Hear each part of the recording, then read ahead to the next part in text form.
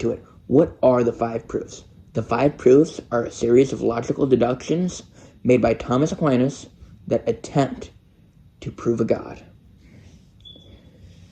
The first proof, aka the argument of motion, aka the first mover. Everything within this universe is in motion, and motion cannot set itself. As we all know, Newton's law, objects at rest stay at rest. So if we keep on going back and back and back in terms of things moving, we eventually hit a roadblock where something had to move by itself. This something is God, because he would have to act outside of a paranormal nature. And it's also noteworthy that this has to be a someone, not a something, since thing implies created. And in order to be created, you have to be set into motion. And since this is a literal first mover, he cannot set into motion by another thing. You can compare this to a domino stack. A domino stack, dominoes can hit other dominoes. But eventually, if you keep on going back in the domino chain, you realize someone had to push the dominoes. Now let's talk about proof number 2, the argument of cause. This is a personal favorite of mine, but it's also criticized heavily for being very similar to the first one. Everything within this world has a cause, and everything cannot just cause itself, since it would have to exist prior to its existence, which is contradictory.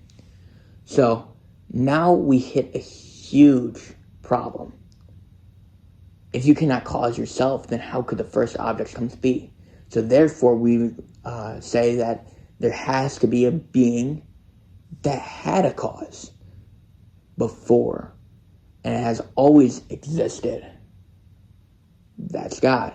You can compare this to your mother bearing you, and then someone having to bear your mother, and then someone having to bear your grandmother, and you can go all the way back until you reach the ultimate bearer, the start of your line, who has existed as long as humans. But this one, it's more metaphysical, and has existed as long as, well, everything.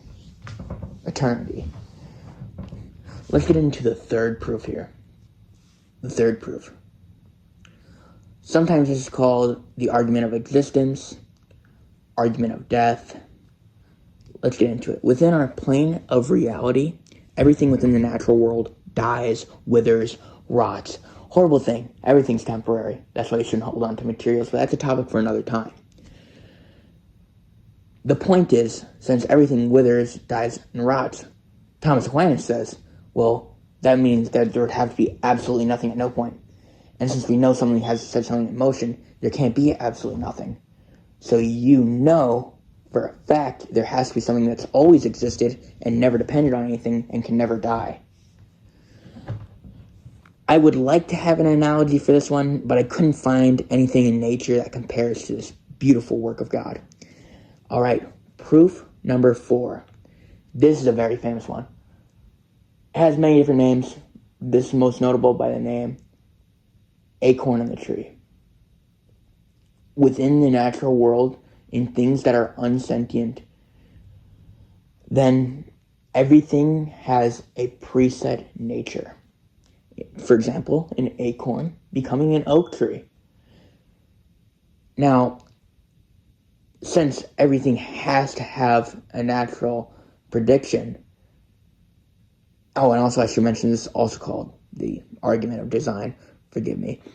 Since everything has to have a preset cause, there has to be someone designing this, because no non-sentient life would know what. Everything has a preset nature. For example, an acorn becoming an oak tree. Now, since everything has to have a natural prediction, and also I should mention this is also called the argument of design, forgive me. Since everything has to have a preset cause, there has to be someone designing this, because no non-sentient life would know what they're doing. This is why there has to be a fulfilled, unabandoned God who is present within our lives and exists. This is noted for being kind of a weak proof, but it is still a great argument. And it's very famous, especially when you're arguing against someone who believes God has abandoned them. And I would easily suggest bringing up these pieces of theology when you are arguing with one of them. Next question. Or next proof, forgive me. Man, I'm all over the place. The fifth proof. The argument of degree. Since humans have a natural scale of good and evil, therefore, in order to make a scale, you have to have absolute protection and absolute horror, absolute evil and absolute perfection. And since there has to be a force of absolute perfection, yet we have nothing in this universe that has absolute perfection, there has to be something outside of the universe that has to have absolute perfection. That has to let us know what absolute perfection is like. So that's why there has to be an almighty perfect being who acts within paranormal circumstances and acts outside of logic.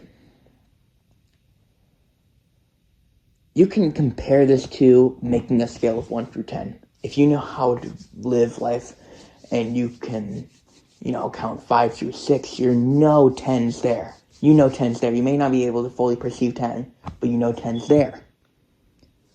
And the perception of 10 proves its existence. Thank you for watching. We're a relatively new channel. Any support that you show this video is greatly appreciated.